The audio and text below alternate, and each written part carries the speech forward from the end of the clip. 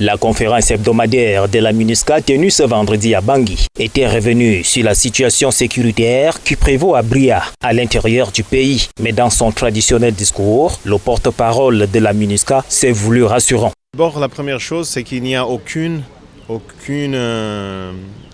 violence faite à des populations en présence des casques bleus.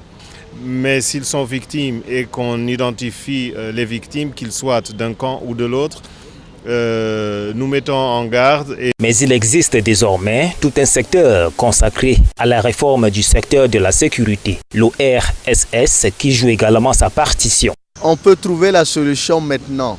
Mais non, c'est à travers toutes les transformations, toutes les réformes qui sont en train d'être mises en place dans les différents secteurs que j'avais cités ici, à savoir la défense, la sécurité intérieure, gendarmerie, la police, la communication, les finances et plus particulièrement en ce qui concerne les douanes, les renseignements. La principale articulation de ce point de presse, c'était ce jeu de questions-réponses et à ce niveau, les principes de transparence ont été élucidés.